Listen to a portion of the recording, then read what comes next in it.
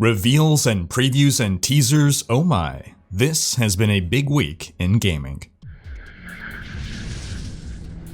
Hey folks, this is Riker with a gaming news wrap-up video where we discuss the happenings of the week. This week's topics include the many reveals we've had at Sony's Future of Gaming event, Path of Exile dropping countless previews leading up to the release of Harvest League, a look at a game that seems to be a blend between Diablo and StarCraft, and more.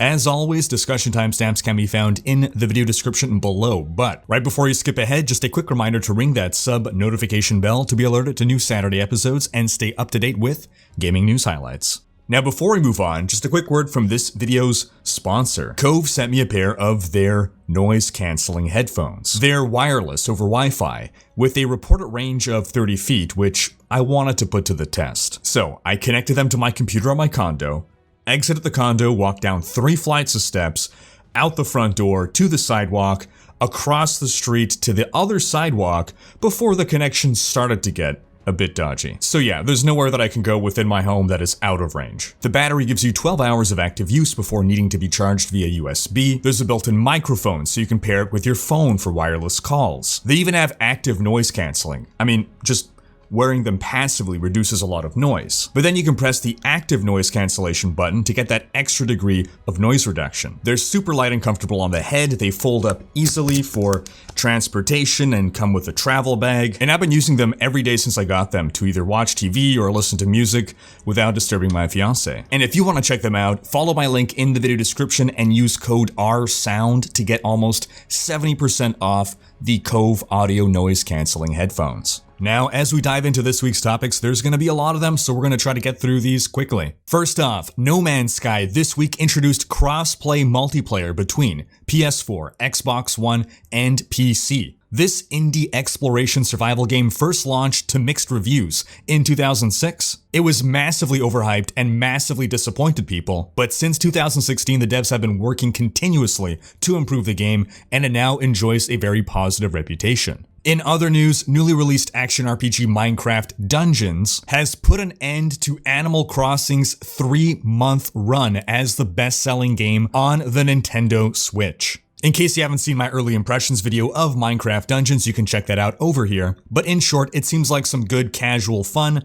that could introduce people to the action RPG genre. And in other Nintendo Switch news, Nintendo is now saying that approximately 300,000 Nintendo Switch accounts have been hacked or compromised. Nintendo first reported this security breach back in April, but they have now recently doubled their estimate of the number of affected accounts. Now, the affected accounts seem to be relegated to those who connected their old Wii U or Nintendo 3DS accounts to their Switch account. If you were not one of those people, you were likely not affected, but it's still not a bad idea to update your password and enable 2-factor authentication on your Nintendo Switch. In other news, IGN's Summer of Gaming event kicked off this week, and one of the highlights so far has been a 10-minute gameplay preview of the upcoming Borderlands 3 DLC Bounty of Blood. This is a Wild Wild West themed story-based DLC. In other news, critic reviews have started coming out for The Last of Us 2, and critics are giving the game excellent reviews. The game itself will be fully releasing on June 19th, and while critic reviews are excellent, I do wonder how user reviews will pan out. Alright, on to Sony's PlayStation 5 Future of Gaming event. This was a live-streamed event on Twitch on June 11th that showcased a whole bunch of game trailers, previews, first looks. I'll link an excellent recap site in the video description, but let's quickly go through some highlights. Demon's Souls is coming to the PS5 in 2021. And this is looking like it's going to be a complete remake, not just a remaster, of the original 2009 Demon's Souls RPG. A sequel to Horizon Zero Dawn was revealed, Horizon the Forbidden West, an RPG coming to PS5. Spider-Man Miles Morales, an expansion to 2018 Spider-Man, will be coming to PS5 in 2020. Story-driven action-adventure game Kena Bridge of Spirits was revealed, and looks very impressive for a game being developed by a small studio. Horror game Resident Evil 8 Village is coming to PS5 in 2021. And this was one of my favorite reveals. The setting feels so atmospheric and richly steeped in horror elements. And even the logo is an incredible example of brilliant design. We had the reveal trailer for Hitman 3, third-person stealth game coming in January 2021 to PS4, PS5, PC, Xbox One, and the next-gen Xbox. And I thought we already had a Hitman 3. I was a little surprised. I thought that series was around long enough to have had more than 3 installments, and it turns out I was right. In this series, we've had Hitman, Codename 47, Hitman 2, Silent Assassin, Hitman Contracts, Hitman Blood Money, Hitman Absolution, Hitman Just Hitman, Hitman 2 again, and so now Hitman 3. We got a new gameplay trailer for upcoming FPS Deathloop, coming 2021 to PS5, Xbox Series X, and PC. Now this game was first revealed last year. It's being developed by Bethesda and Arcane. You can feel the fingerprints of Dishonored in here. I thought the game seemed really conceptually interesting when it was first revealed. It's still looking really cool now. You play as an assassin who has to take out 8 targets while another assassin is trying to kill you. And all this is happening in a Groundhog Day-like time loop. If morning comes and you didn't complete your mission, your day resets, same if you die. They basically built the whole respawn mechanic into the lore. We also saw the reveal of Ratchet & Clank Rift Apart, third-person action game coming to the PS5. We saw a showcase trailer for Little Devil Inside, an action-adventure RPG with survival elements. We saw the reveal trailer for Stray coming to PS4, PS5, PC, Xbox One, and Xbox Series X, a game that seems to be a cyberpunk cat simulator. And I am fully on board with this. We saw the teaser trailer for Square Enix's Project Athia, which looks very reminiscent of the Unreal Engine 5 tech demo. And we got the actual reveal of what the PS5 looks like. I've seen a lot of mixed reactions to the console's appearance, so I turn the question to you folks. What do you think about it?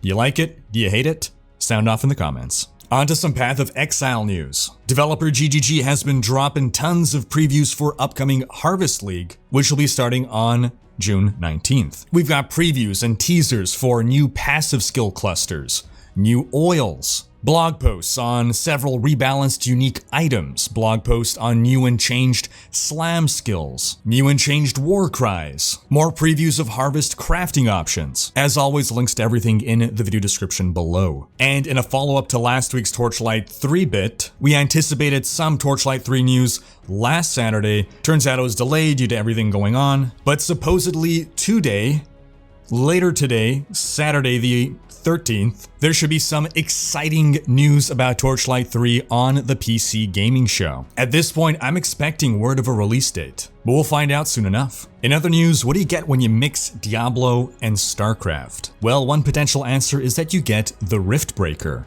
This is an upcoming base-building survival game with action RPG elements. You control a character in a mecha suit. You hack and slash away at tons of enemies, while also building up a base as you would in a game like StarCraft, or maybe more accurately, they are billions. This seems like a very interesting concept and blends 2 types of games that you typically don't see melded together. Now, yes, in StarCraft, you would have some missions where you control one hero and you have to keep that hero alive and that hero gains powers, especially in Warcraft 3, for instance. There was a very strong mechanic around leveling up heroes as though it was an action RPG. But nonetheless, within the context of an RTS, the action part of the action RPG elements were downplayed. What I'm seeing in the gameplay here feels much more action RPG. Very fast-paced gameplay, killing hordes of enemies. And I do wonder what balance it'll strike between the two, between controlling your hero, slaying enemies, and base building. Because I can very easily see this spiral out into something immensely complex to manage, because you're asking for 2 very distinct skill sets to come together. You got people who are pros at RTS, you got people who are pros at ARPGs, but in general there isn't a significant degree of overlap between these 2 camps. This reminds me a little bit of Path of Exile and coming up with crazy League ideas. So I'm very interested to see how this game turns out. It's releasing sometime this year. On to some Diablo news. We got official word that Season 20 is ending on June 21st. This means that June 26th is the earliest possible day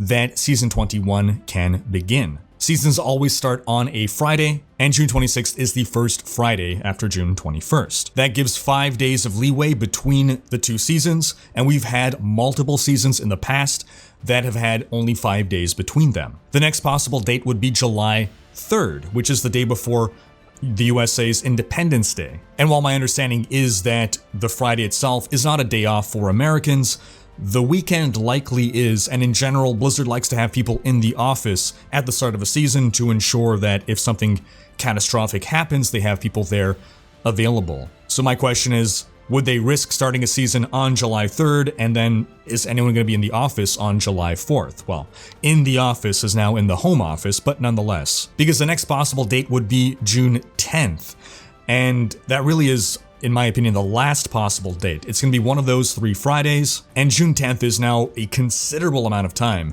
after the end of Season 20. Now, the PTR, the test server for Season 21, ended this week. And we got word from community manager Pez Radar that Blizzard will be providing a Season 21 preview post in the coming weeks, which will include the start time for the next season. As always, I will have build guides and a tier list for the best builds for the upcoming Season 21.